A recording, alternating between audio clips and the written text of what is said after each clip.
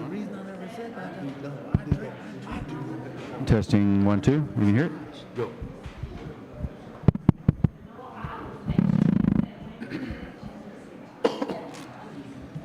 All right. Good morning, everyone. I've got 10 o'clock. Anytime. We will call this meeting to order. Today is the 25th day of September 2023. This is our 10 a.m. session of the Lavaca County Commissioners Court. And with that, we will start with a confirmation of roll call. Precinct 1. Here. Precinct 2. Here. Precinct 3. Present. And Precinct 4. Present. And the judge is here, so we are all here. We do have confirmation of roll call.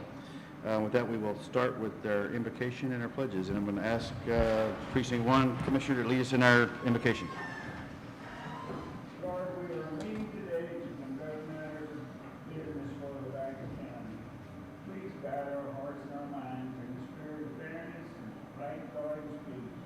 Transmit your supreme wisdom upon our activities so that our affairs may reach a successful conclusion. We ask this in your name. Amen. Amen. Now our pledges. I pledge allegiance to the flag of the United States of America and to the republic for which it stands, one nation, under God, indivisible, with liberty and justice for all. Honor the Texas flag. I pledge allegiance to thee, Texas, one state, under God, one and indivisible. All right.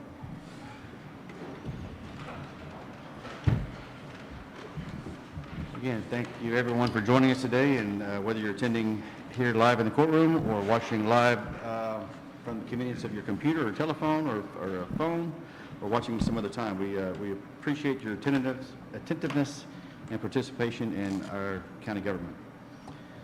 With that, do we have any announcements before we get started? Going once, going twice?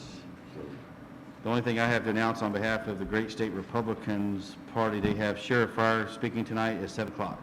7 o'clock tonight for Sheriff Fryer. I don't think it's a Republican event, but it's not necessarily partisan. She's with KTRH. She's a native of Hallettsville. She used to be Channel 13 news anchor out of Houston. If you can make it to see her, come out tonight at 7 o'clock, and that's at the Lutheran Church.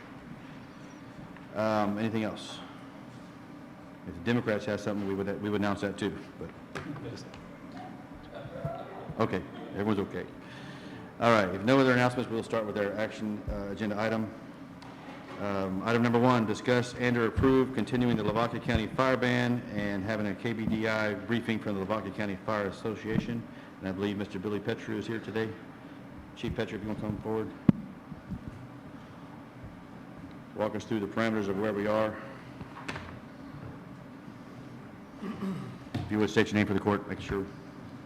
If you would state your name for the court. Yes, my name is Billy Petru. I'm the Fire Chief of Shiner and the Lavaca County Fire Chiefs Association Chairman.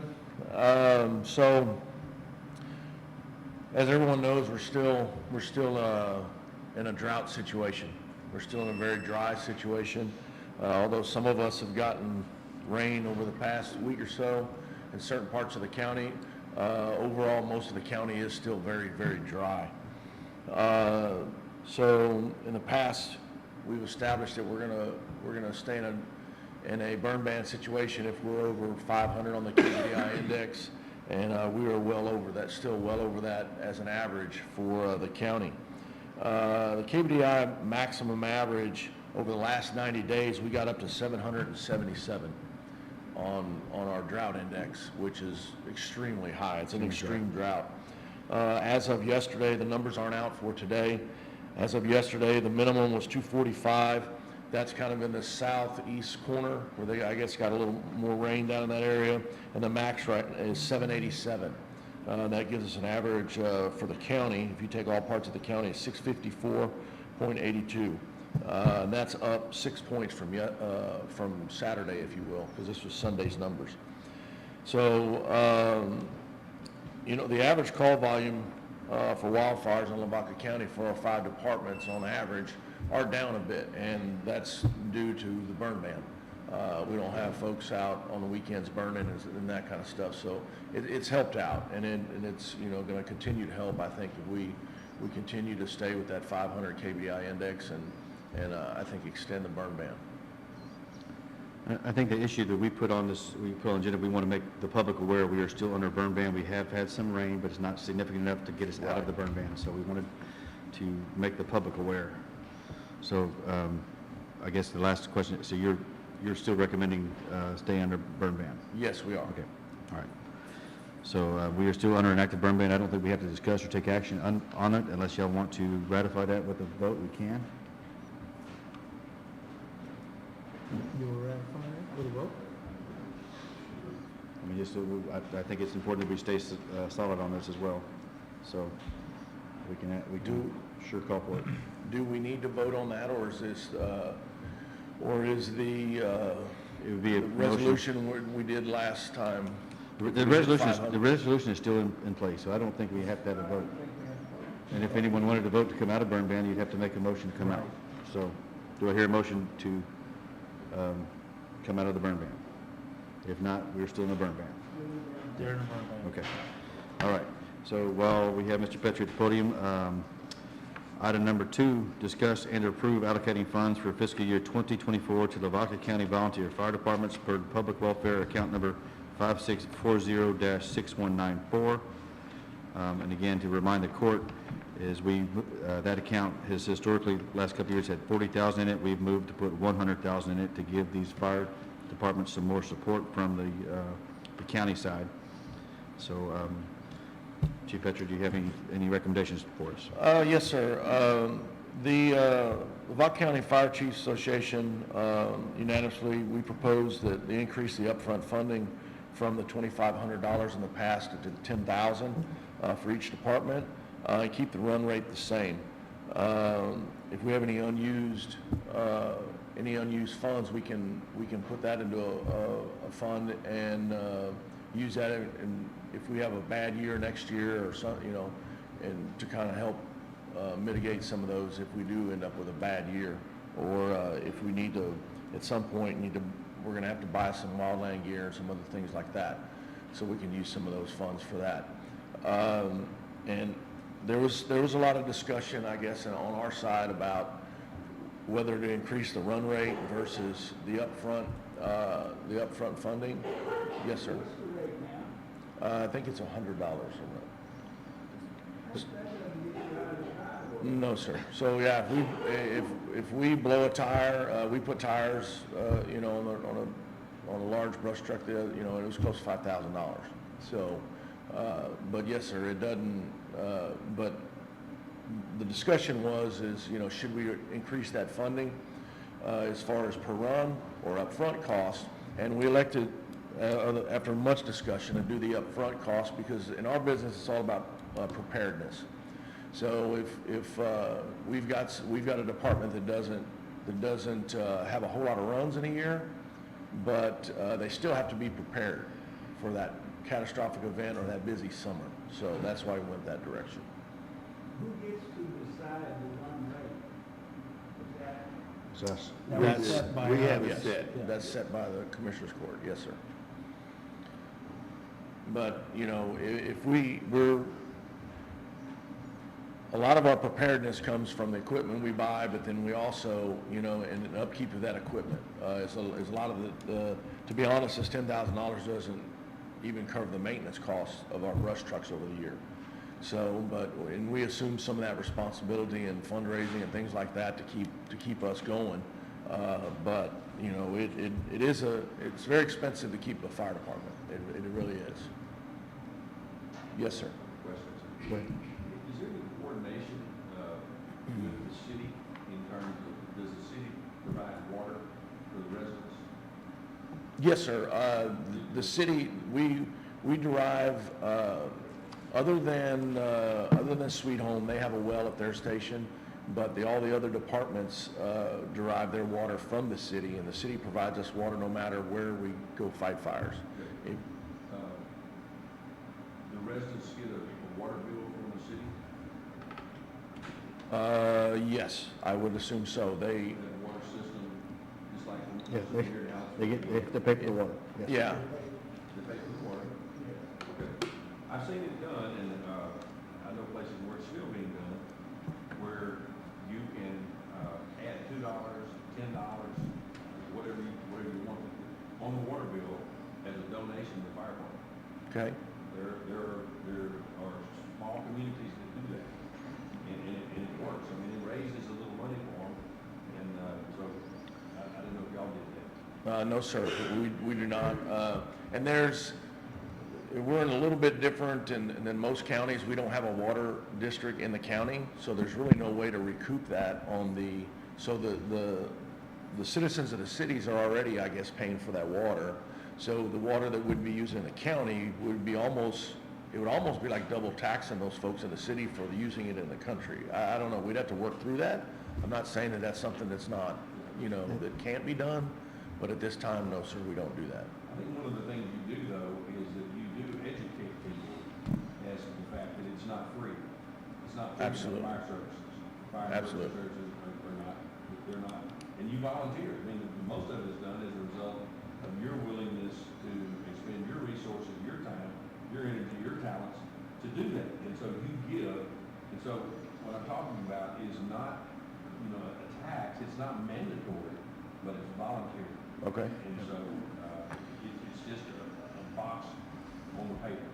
Okay. And I've seen it work, especially when the fire department explains, hey, these are the funds that we have, these are the expenses we have, the education process. And, you want us to be able to respond and do our job. right. And it's voluntary. It's not, are you paid to fight fire? No, sir. No one in Lavaca County is, with the exception of Yoakum, but they have a volunteer service as well. So their volunteer service usually takes care of most of the brush fires and stuff. But, like I said, it is very expensive.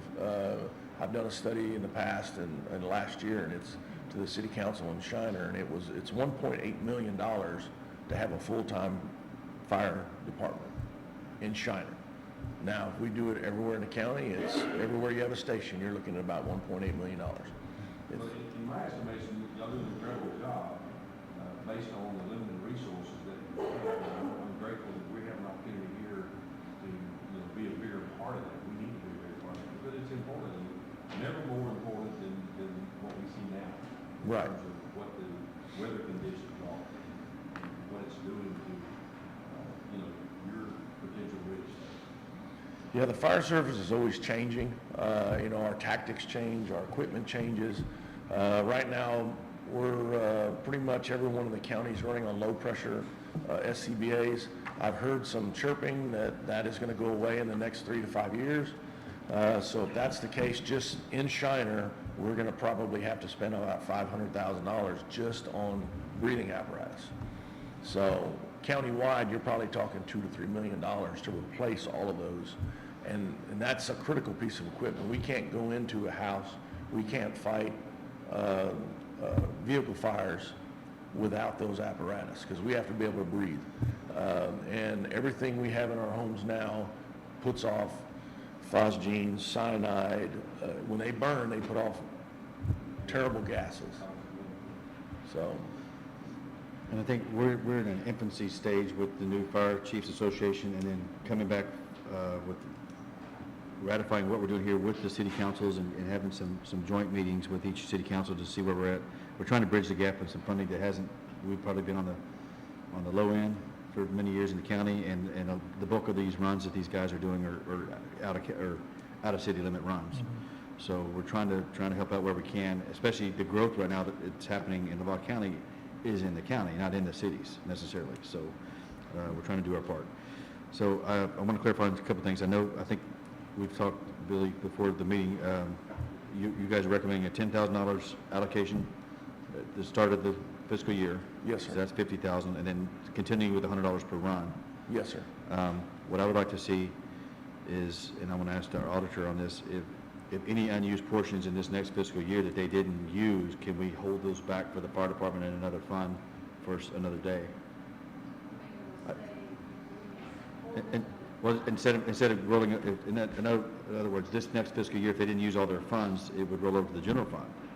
And that's, historically. If you want to do that, my recommendation would be at the end of the year, if there's any funds left, which typically there's not, but sometimes there are. Okay, You just distribute it evenly out, another X amount of dollars. okay. And we talked about distributing, That's what I would rather do, rather than zero it out. zero it And I think out. it's simpler. And then that way y'all can you can hold your monies back. I would like to see maybe doing a weighted average of, depending on how many runs they had that year, if there's whatever balance is left, do a weighted average on allocating that back out across the, is that, You have to wait till every September Yeah. to kind of see what's left. would that be acceptable to the fire association? Yeah, we'll discuss and report back. Okay. I'm pretty So- sure I would think that would be I would think it'd be acceptable. okay. I don't like the spend it or lose it mentality, but if we do save it, if we have a wet year where you didn't have those many runs, where we have some money accrued, then we can allocate those out. Well, we've also talked about if there is any allocation at the end, that we would just buy, like wildland gear, buy tools to do our job, or protect PPE to protect ourselves, that kind of stuff. Because there's a lot of times these guys are coming from, they're coming from somewhere they're not at home, and they're rushing in, and they're in shorts. So we have wildland gear that they can put on to go and effectively fight a fire and be safe. So we need those kind of things. You need to make a comment, though, that the departments need to be timely in submitting their runs per month. Okay? Because there are some departments that don't do it, and then they'll come into the next fiscal year wanting runs paid for 6 months from the previous fiscal year. Okay. You can't do that. Okay. So Didn't we, That's fair. they all need to be timely, at least once a quarter. that's what I was gonna say, that's what we talked about last time, about once a quarter. All right. And what is the date for that last report? They can what? The last report? Oh, that I don't know. I don't know who has spent, who has submitted what here lately. I mean, when do you want the last report due? Well, September 30th is. September the 30th? fiscal year. Okay. So if we can get that for the last quarter, June, July, August, and September, Okay. we can get that paid in October. Okay.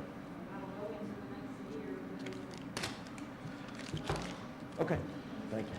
All right. I'm going to make a motion so we can expedite this. I make a motion that we allocate $10,000 across the board to each of the 5 fire departments for a total of $50,000 to start the fiscal year, and then continue to pay the $100 per run, out of city limit run per fire department. And then any remaining balance at the end of the fiscal year should be distributed by weighted average of how many runs they submitted to the county. Highest, the highest number of runs will get more money than the lowest amount of runs, of whatever remaining difference is.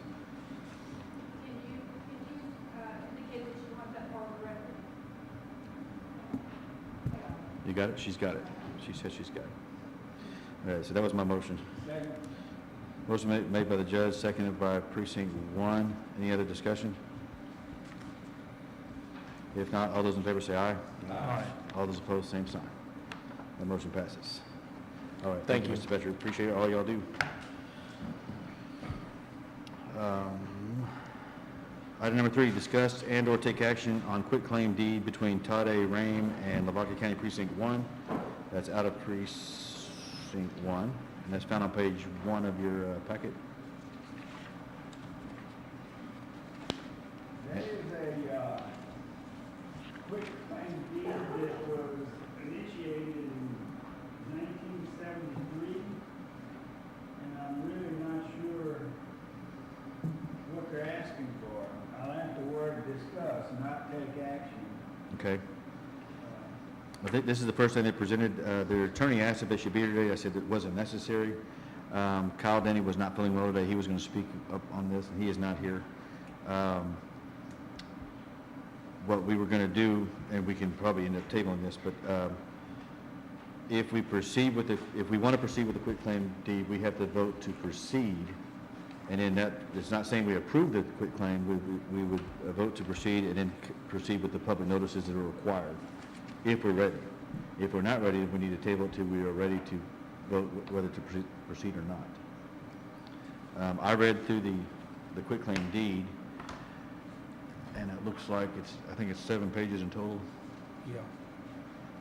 Yeah. Let me read the letter from Allen & Allen Law Firm. It says, Dear Mr. Pusko, Mr. and Mrs. Todd A. Rame have requested our assistance in asking the county to abandon a dedicated road located in Section 4 of the Wilderness Oaks Estate subdivision that bisects a portion of their property and abuts another tract of theirs, being Squirrel Ridge Lane, called the road, as shown in the original plat of said subdivision. This road was originally dedicated to the public in 1977, but was never developed for actual public travel. Mr. and Mrs. Rame first became familiar with the property in about 2014.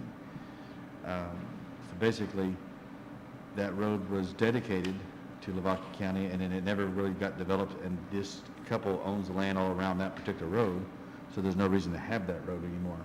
So based on this testimony, based on what I'm seeing here, I see there's no reason we can't give the road back. But what Kyle Denny was saying, our county attorney is saying, that we can approve to proceed and then put public notices out of that particular property. We can do that, and then if someone protests it and come back and says, well, that's not right, well, then we're not going to vote to approve it, but we have to agree that we're going to proceed with public notices, or is it dead in the water right now? So we need a motion to proceed with public notices, is that what Yes, we need I make a motion. okay, precinct 1. I'll second. Precinct 1 made a motion to proceed with proper public notices on the quitclaim deed between Todd A. Rame and Lavaca County. And that was seconded by Precinct 2. Any other discussion or comments? No, I'd like to know where we stand on this too, because I have one coming up also. We do have several. So, but again, if we don't want to proceed, whether it's dead right here, but if we're voting to proceed, then we're voting to proceed with putting the public notices out and having a public hearing if necessary. So, I had a motion made by Precinct 1, seconded by Precinct 2 to proceed with the required public notices on the project. Any other discussion? Was that clear with clerk? That's been my question is, so we're not signing yet? We're not signing that, no. We're going to proceed with notifying the public what we're doing. Okay, all those in favor of proceeding, say aye. Aye. All those opposed, same sign. All right, the motion passed to, not to sign the deed, but to proceed with the public notices.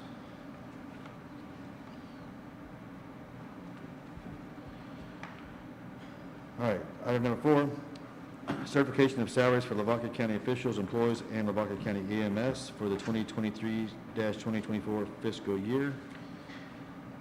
Any comments or discussion?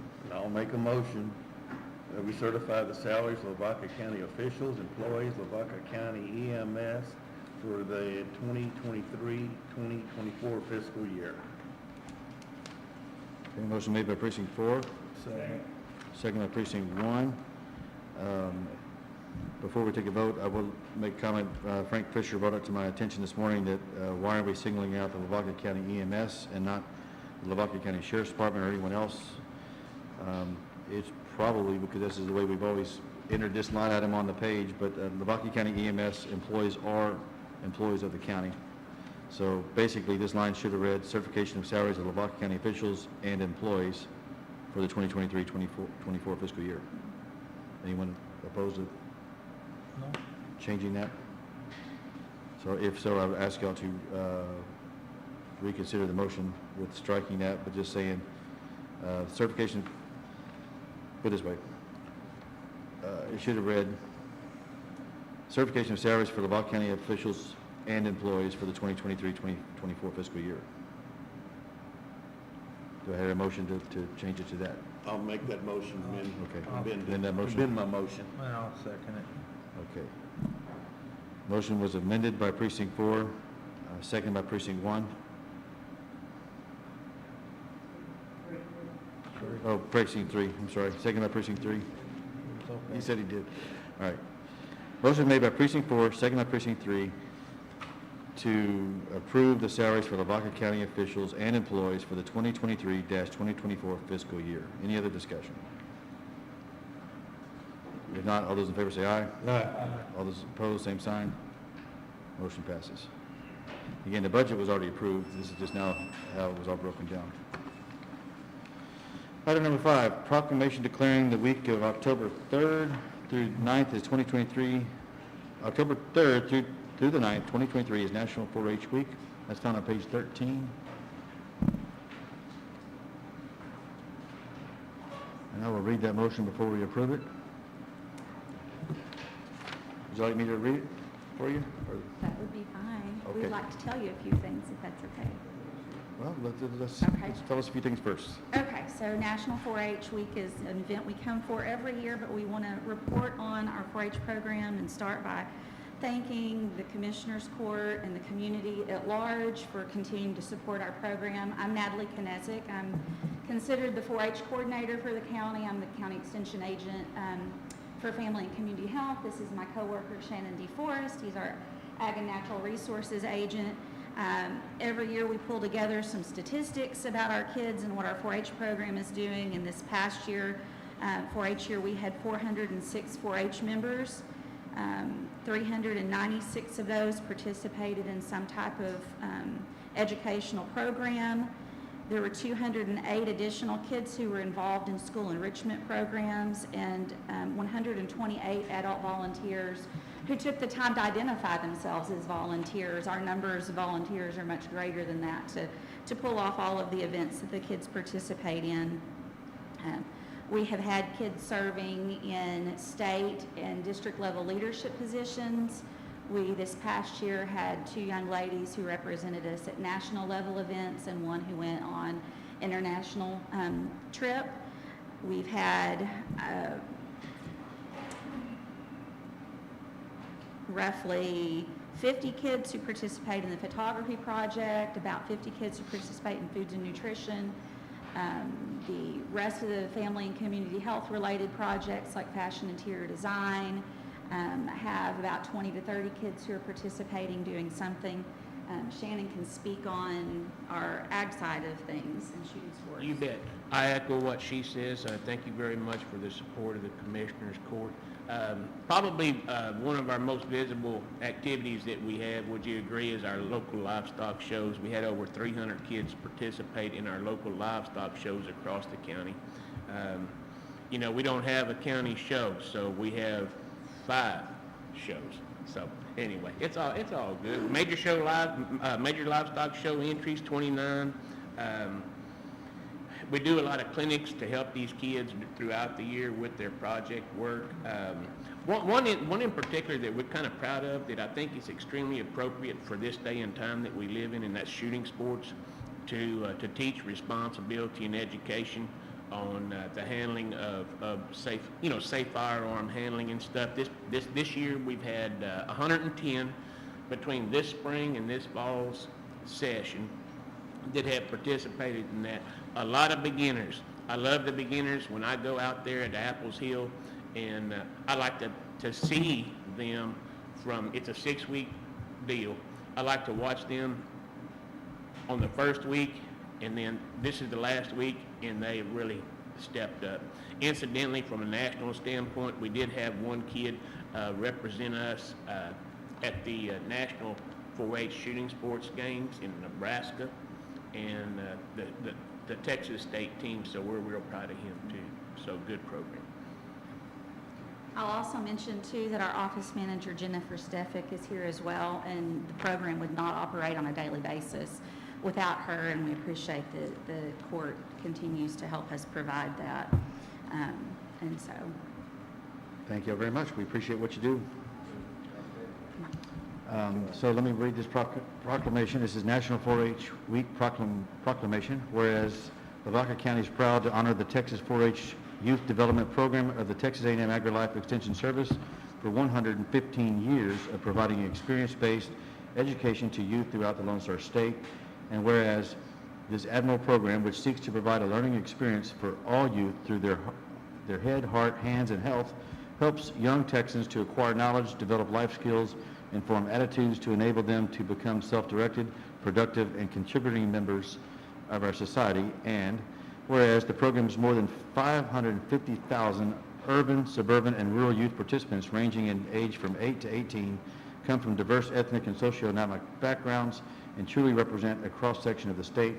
And whereas the program undoubtedly could not have achieved the success that it has today were it not for the service of its more than 30,000 volunteers who have given generously of their time, talents, energies, and resources to the youth of Texas. And whereas throughout the proud history, the 4-H program has developed positive role models for countless Texans through its innovative and inspiring programs and continues to build character and instill the values that have made our state strong. Now therefore be it resolved, Lavaca County hereby designates October 1 through 7, 2023 as National 4-H Week in Texas and commend the 4-H Youth Development Program of the Texas A&M AgriLife Extension Service and the many men and women who have made the program a success. So that is our proclamation. Do I have a motion to accept that proclamation? Motion made by Precinct 2, second by Precinct 3. All those in favor say aye. Aye. Motion passes. Thank you very much. Thank y'all. Thank you Thank y'all very for what much. you do. Yes, sir? Okay. Commissioner Puska has to leave for an appointment. And we're going to take a picture sometime later today, I think. Yeah, and I'd like to take a picture for this next proclamation this morning if we can. Okay, can you wait for one more proclamation? Yes, you can. Hey, if you're going to Colorado County with no judge project, we'll get you a good word in. Let me read this real quick and let's get this. Number 6, proclamation declaring October 6, 2023 as Children's Health Day. And let me read this proclamation. This proclamation is Children's Health Day 2023, whereas the overall concern for the health and well-being of children in Lavaca County, local businesses and agencies are hosting a kids' health party for 5th grade students with a primary focus on physical and mental well-being, whereas 1/3 of young teens are overweight, 1 in 10 young people admit to having used electronic vaping devices in the past 30 days. That's troubling. And 1 of every 5 children have struggled with a mental health challenge. All these risk factors lead to health risks that will impact their overall health into adulthood. Whereas the Kids Health Party will supplement the requirement of the state of Texas that all public school systems incorporate a healthy nutrition program in their curriculum.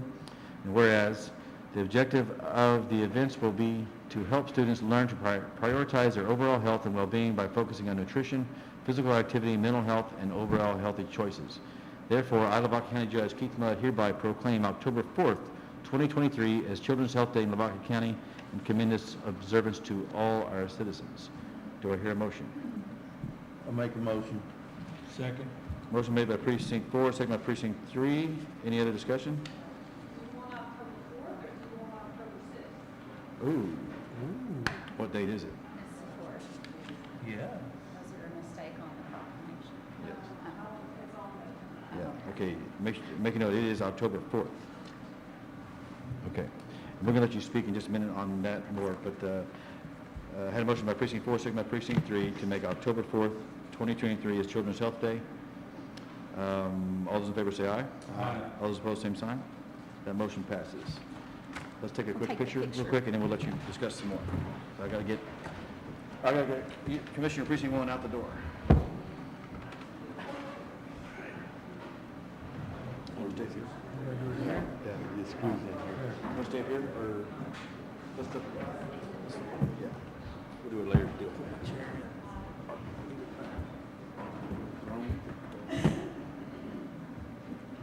Yes, Precinct, you there?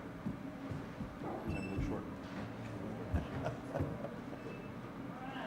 Ready? 1, 2, 3.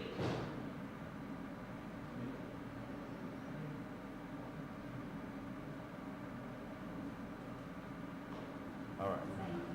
Thank you. Thank you. Thank y'all for what all y'all do. It's a great job. All right, now I want this music. Okay. So this will be our 19th annual Kids Health Party, and it's a partnership with the Department of State Health Services. So this is Sheila Jansky in the back, and Jennifer Stefik also serves on our committee. So Besides the role that she plays in our office, she puts forth a lot of volunteer time as well towards getting Kids Health Party running, and it's an honor to be able to carry forward something that began long before I came aboard.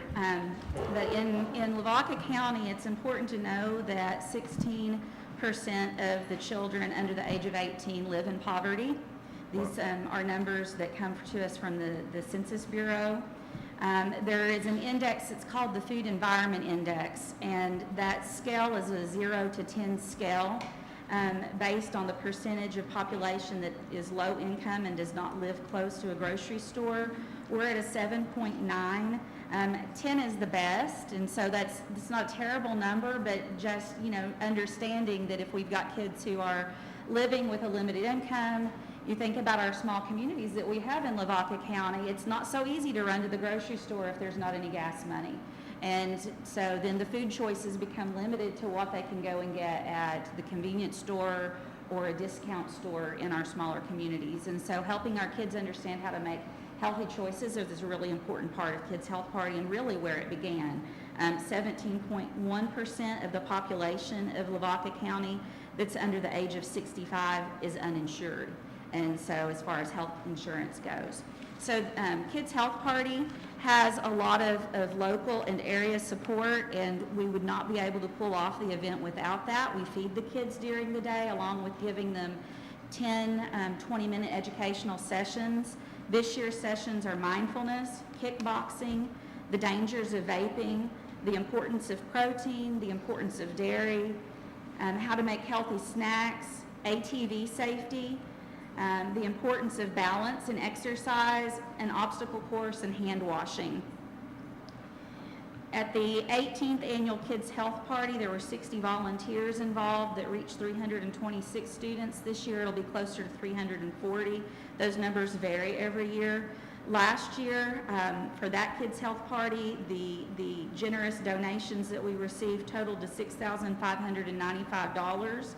And then we had an additional value of $5,800 in-kind volunteer services, which made for an economic impact of $12,395, investing roughly $38 per kid who attended the 18th annual one last year. So I think that's really important. And so what do the kids tell us when it's over with? 90.7% of last year's Kids Health Party participants told us that they will be mindful of how they treat themselves and others. 93.5% told us that they'll do a better job of washing their hands. 74.7% told us that they'll work to get an hour of physical activity each day.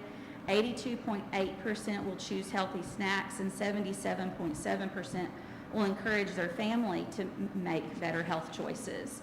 And that to me is a really important number.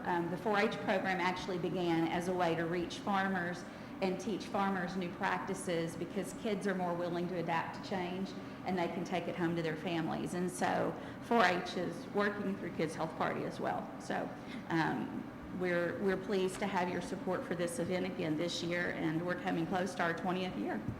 Very good. Thank you. Thank you for your time and efforts. All right. Agenda item number 7, discuss and approve plan to revise the Lavaca County subdivision regulations.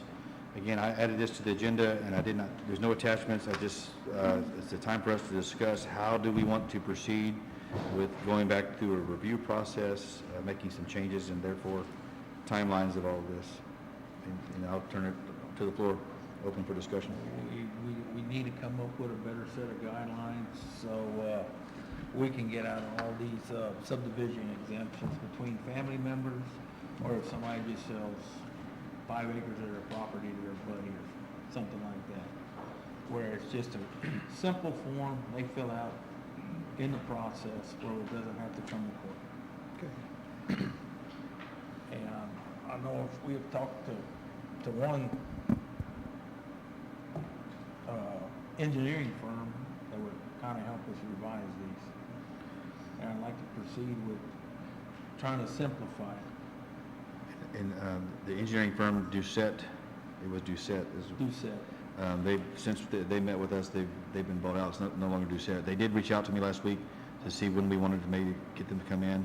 I have not heard the feedback yet. I just told them I know they're going through some change. I said, look at our calendar, our Right. commissioner course, and maybe get on our agenda. We want to hear from these engineers. These engineers they're in the fields executing plans, and so we want to hear from them. I know Maverick Engineering out of Yoakum, they had some things they wanted to add to us, so we would probably need to have a workshop of sorts where we have our attorneys come in, the area attorneys, some of the engineers, and get some feedback from them. Title companies possibly too, and have some awareness to that. But I will say this, across the board, there's no just, nobody's on the same page, county to county. No. I went over to Colorado County here several months ago and introduced myself to some of the people. We kind of did a tour of the facilities, and I walked in the permitting office. They had the Lavaca County plan sitting on his front desk, and I said, hey, you've got Lavaca County plans? He goes, yeah, we're using their plans. They just did theirs in 2020. That's what we're trying to go to. And I said, hey, I'm from Lavaca County. We're trying to change some of those plans, so slow down a bit. And I think what's happened is we've got a lot of growth happening between the Austin, Houston, San Antonio area. I mean, we're not alone in how we feel the growth is coming. And so everyone's trying to jockey for position and get a better grip on how do we not prevent subdivisions, but how do we make them better. Right. If they come in, we want to make them better. We have not, there's been a slowdown effect of subdivisions, of pure subdivisions to some effect, but I think it's a lull before the storm. Interest rates are high, so it's hard to go buy a second home or finance property right now. You have anything, Wayne? Not to put you on the spot, but. No. I think it's critical that we look at what neighboring counties are doing in terms of providing some structure, and that's really what this is about, is providing structure so the county will have something in place that the people will be able to readily identify as, this is our role in helping them implement whatever they want to do and right in the guidelines of the structure in order to do that, because it's not just that you're developing property, it's very much about how you impact someone else's property.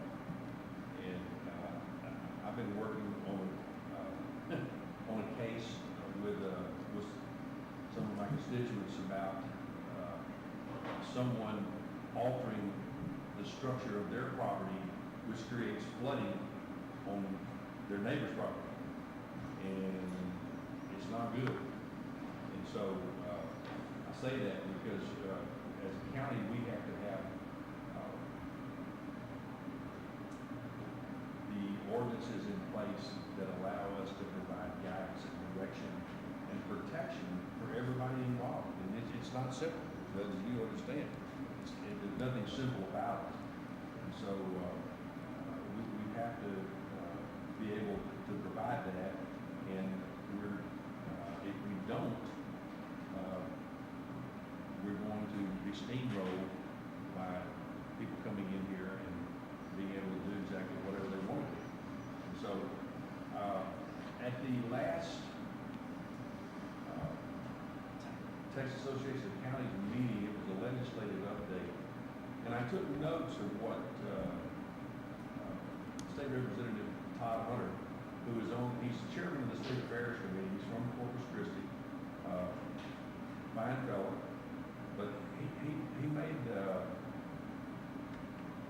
point to say that counties are constitutional. So he said it about 3 times. They said, your authority as a county is constitutional. And so when I go back and I pull up the Texas State Constitution, and it's quite extensive, it's there. And it says what counties can and can't do. Our authority comes from the state legislature. And they determine what our role is in the county. But we're the closest form of government to the people. State legislature it's an anomaly to most people. They don't understand how it works. They don't understand what goes on there. I understand it. But we're in touch. We're out there, boots on the ground, meeting with our constituents. And so it's important that we have in place regulations that are clear, concise, easy to follow, easy to implement, easy to enforce. So, I know it's saying a lot, but, that's what I was saying. It is, and there's so much to be said, and we could talk for 2 days on this subject, and that's the problem with this. You just keyed the last word you said, enforce. We're having issues now with, we regulate septic installations, septic tank installations. They have to be permitted through our office, but if someone doesn't permit them through our office and they do their own septic tank and go rogue, what is the enforcement mechanism that we have? We don't really have that enforcement mechanism in place. Talking to our cities, they don't have code enforcement officers to regulate the things that they put in place. So we've got some growing pains as a county to county, with our 4 cities included in this, to clean up our act, so to speak, and put some better enforcement mechanisms to make things better.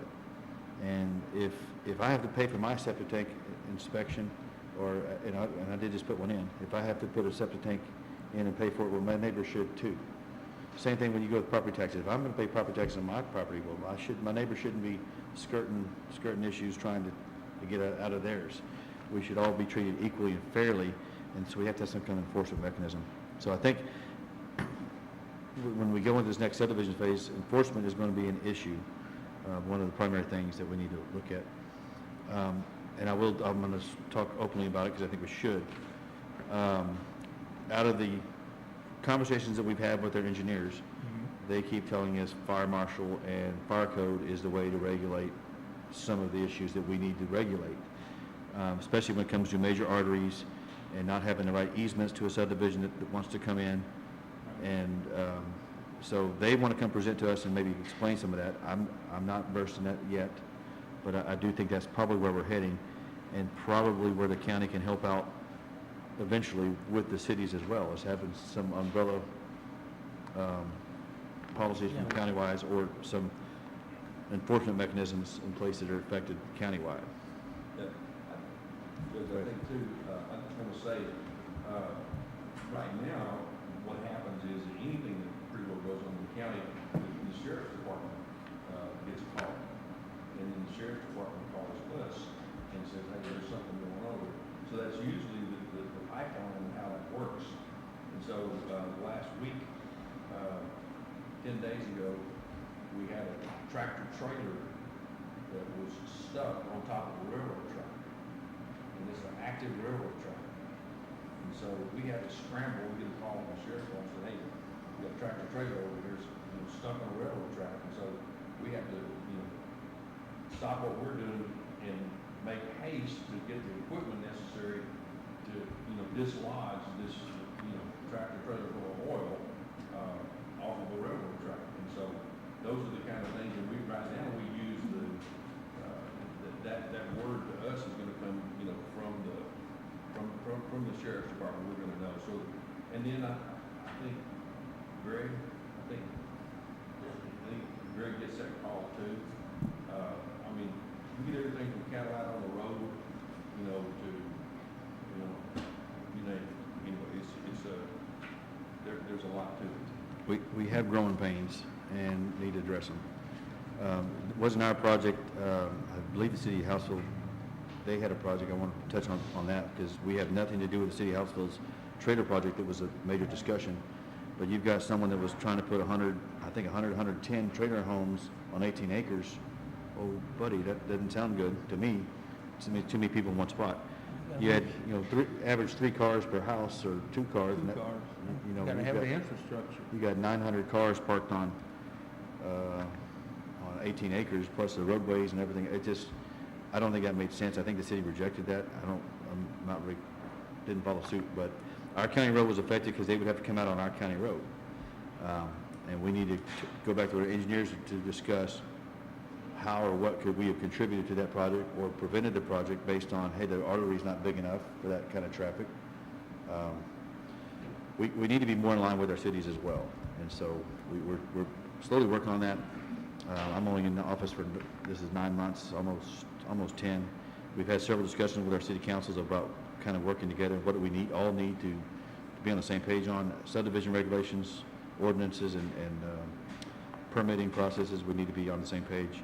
I can say this, our appraisal district has asked us, I'm going to throw them on the bus, to look into building permits.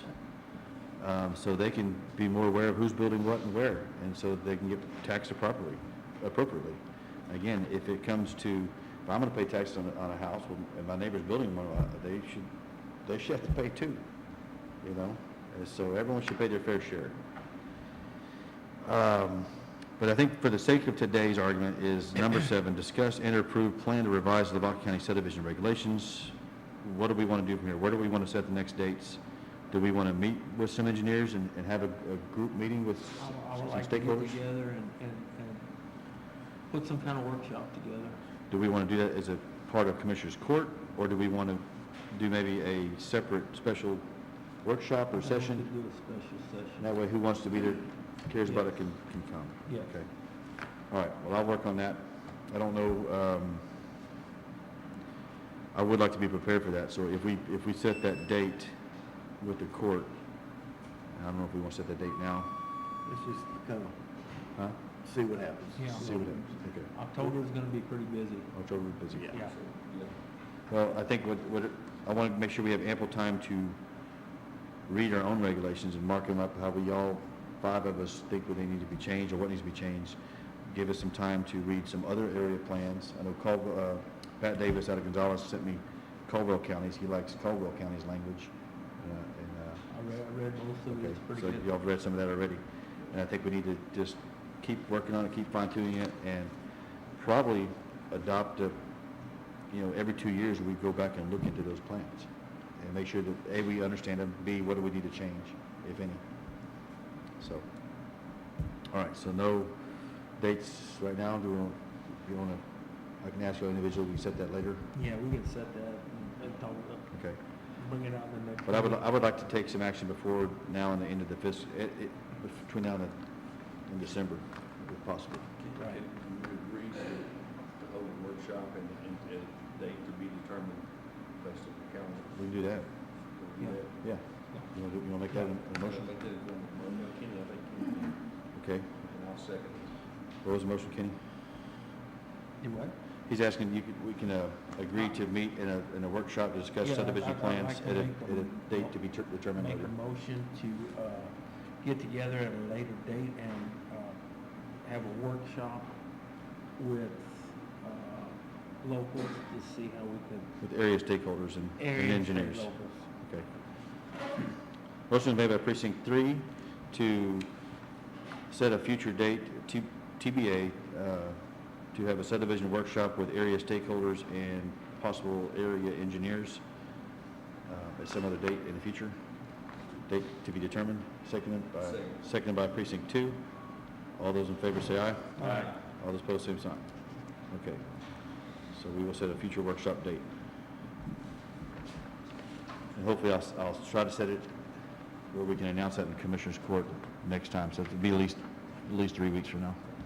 I think that'd be sufficient. Okay. Number 8.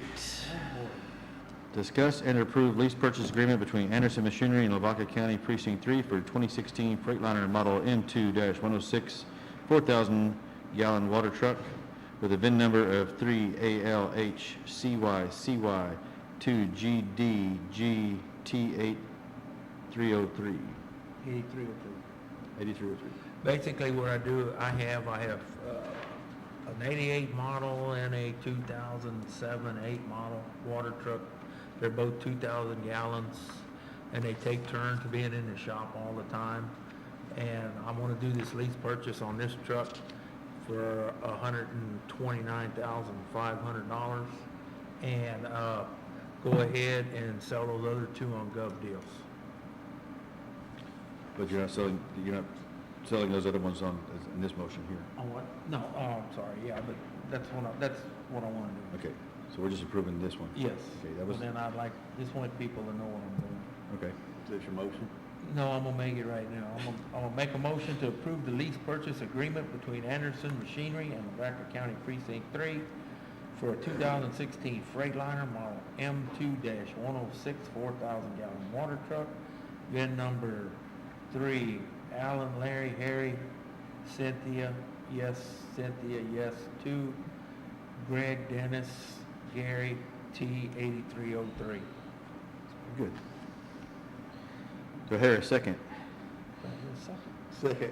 Second by precinct 4. Can you please make part of your motion that Anderson Machinery is part of my work?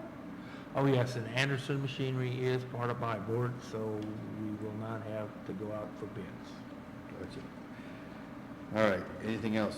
Any other discussion on that? If not, all those in favor say aye. Aye. All those opposed, same sign. Motion passes. All right, number 9, discuss and approve bond for Lisa Lowe Records Management. I'll make a motion to approve the bond for Lisa Lowe Record Management. Second that. All right, motion made by precinct 4, second by precinct 3 to approve the bond for Lisa Lowe and Records Management. All those in favor say aye. Aye. All those opposed, same sign. Motion passes. Number 10, discuss and approve the bond for Deputy Raul Diaz. Start date of September 18th, 2023 out of the Sheriff's Department. I'll make a motion to approve bond for Deputy Raul Diaz, starting date 9/18/23. Second. Motion made by precinct 4, second by precinct 3 to approve the bond for Deputy Raul Diaz with a start date of September 18th, 2023. Any discussion? If not, all those in favor say aye. Aye. All those opposed, same sign. Motion passes. Number 11, discuss and approve certificate of exemption from subdivision requirements for Thomas and Kathy Collins. That's out of precinct 1. He is already left. That's found on page 28 of your packet. I think I can take the lead on this if y'all have not seen it.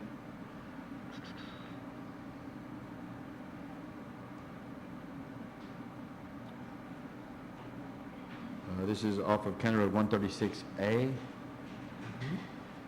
They are gifting 1 acre of land that has road frontage property on County Road 136A. And the certificate of exemption clearly states that they have the right to do so under sections 1.3 of our subdivision plan, and that any further development would be subject to our regulations. Yeah, it's pretty cut and dry. Pretty cut and dry. You make that a motion? I didn't, but I can. I'll make a motion, the judge makes a motion that we approve the certificate of exemption from subdivision requirements for Thomas and Kathy Collins. I'll second it. Judge made a motion, second by precinct 3. Any discussion? If not, all those in favor say aye. Aye. All those opposed, same sign. That motion passes and that certificate of exemption is approved. Number 12, this is found on page 32. Discuss and or approve a certificate of exemption from subdivision requirements for Daniel and Bernice Motah. That's out of precinct 2. Discuss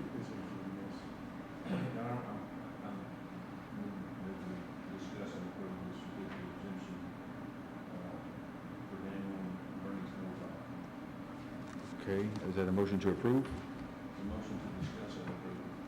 Okay, we don't have to have the motion discussed anymore, so motion, All right. you want to, Well, this is off of, former market road 2314, and what they're doing, so it faces the former market road, which they're gifting 6 acres of land to some of their children, and, so it meets the exemptions, requirements under the subdivision, so, I'm going to approve that. okay. Motion was made by precinct 2 to approve the certificate of exemption. Second. Second by precinct 4. The only issue I have when I looked at this is it's 6 acres, which that's well within our means, that we can approve this. It does join the public road farm to market 2314. It looks like it's near the intersection of County Road 204, correct? Yes, And we have no way to guarantee them their access on Farm to Market Road 2314. That is a TxDOT issue. TxDOT will have Are to they- come there and measure it out. Are they aware of that? I mean, we can approve it, but I think it'd be nice to make them aware before they do approve all this, that they need to go through TxDOT for an entrance. There may already be an entrance, I don't know. And I don't know what their plans are for. I know the inside, when I seen the name, Yeah. they're just gifting it to their daughter and son-in-law. And Like future use. I can inform them to Okay. You know, contact, yes, I'm Okay. gonna abstain from people. Okay, well, I mean, I think we can approve it, but I think it'd be courtesy for us to let them know that Yes. that farm market road, we cannot grant them an easement of any kind. I mean, it's up to them and the state of Texas, TxDOT. Okay, so we had a motion made by precinct 2, second by precinct 4, to approve the certificate of exemption from subdivision requirements for Daniel and Bernie's Motel. Any other discussion? If not, all those in favor say aye. Aye. Those opposed, same sign. Motion passes. All right, number 13 is to announce the contest winner for the 2023 I Voted and Future Voter Sticker Contest. And I was submitted a packet before court. I think the committee voted on that this morning. And just to let everybody know, they're posted on the back wall. The top They are. 6 of them. Yeah. the final.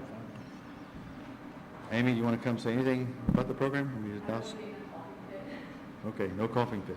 Okay. Amy Clays, our elections administrator, held this contest, and I'm going to just read what it says here. It says, the Lavaca County Elections Department held the first coloring contest for the I Voted and Future Voter stickers.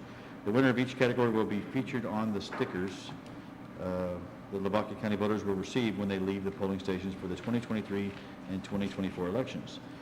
Entries came in from Moulton art classes for 5th and 6th graders, Vishrod, Shiner, and the co-op in Yoakum. Pre-K through 5th grade competed in the Future Voter sticker, and there were 33 entries. That was a lot of entries. I was shocked at that. Pretty good. The I Voter sticker was open to 6th through 12th graders, and 25 entries were received. Design instructions were this. It was 1, to include the phrase I voted, or it was I voted and future voter, in parentheses. And 2, contained a theme of voting and elections in the state of Texas or Lavaca County. And 3, the design had to be nonpartisan. And 4, it had to be limited to 4 colors or less. Something worth noting here, we received an impressive number of future voter entries that featured aliens and astronauts casting votes. So I'm amazed at that. I mean, every time you look at the news, there's something about aliens. Is anyone concerned? Where is our EMC today? He's out, I think. Oh, he's in the back. Have you been getting any reports? Greg, these kids are concerned. You were a former principal, and I'm just saying, they're voting already. So, all right. Yeah. So, it says here, and this came out of Amy's office, so if these 5th graders are concerned about aliens voting, maybe we should be too. I don't know. The entries were excellent. The decision was hard. However, we are pleased to announce the following top 3 finalists for each category in no particular order. Future voter contestants: Moulton 5th grader Victoria Semper, Moulton 5th grader Danielle Hernandez, and Moulton 5th grader Shelby Rothbauer. They are the finalists of the future voter contestants. In the I Voted campaign, we have Moulton 6th grader Lorenzo Tusek, Shiner 10th grader John W. Moore III, and Shiner 10th grader Sarah King. And I was told I have an envelope here to look into. If I can open it, it looks sealed. Yeah, the envelope says. I missed that show. I can't stay up late enough to even see a 10 o'clock show. Okay, the winners are, okay. The future voter winner goes to Daniel Hernandez, 5th grader from Moulton.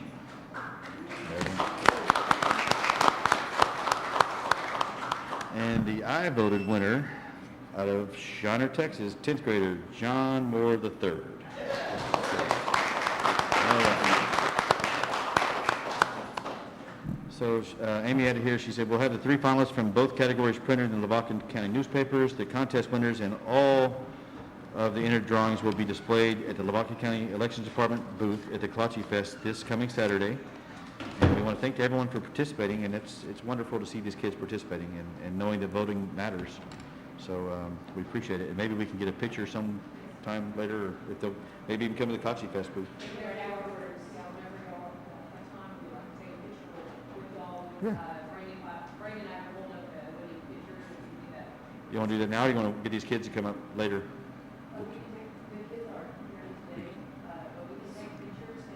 Okay. Okay. Well, let's do that, we'll take a picture, David. Let's, first of all, let's certify these winners here. We had one person just leave on me, but, We still got time. I don't think we have to vote on it, but the winners were selected, so that's all we need to do. Okay. All right, you gonna take a picture before consent or after consent? After. Okay, let's just take one after consent. That'll work. Unless you're gonna leave, do you need to leave?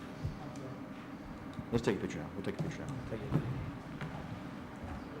Where'd Wayne go? I don't know.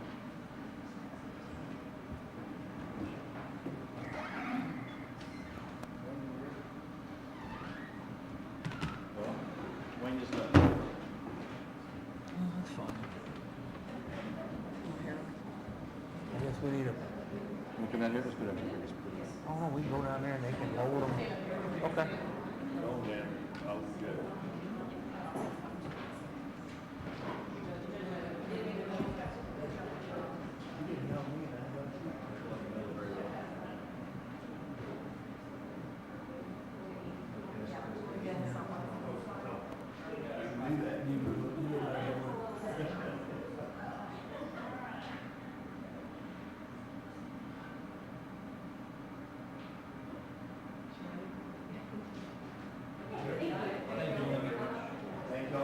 Thank you for hosting it.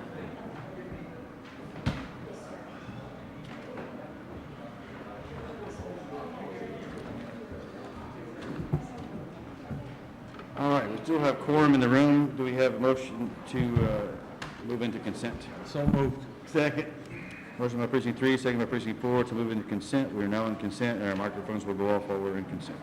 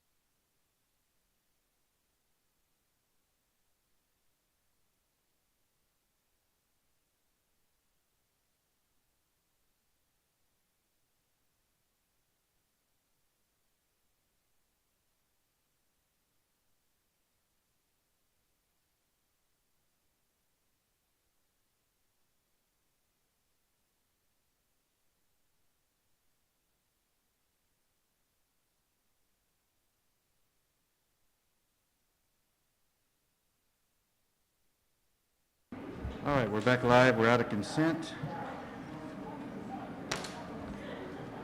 Is there any other business of the court? If not, before we adjourn, I want to bring to attention, someone just mentioned to us, John Moore III, the 10th grader from Shiner, is an autistic child. And he won this contest, and that's impressive. Very So, good. again, wow. That's good. All right.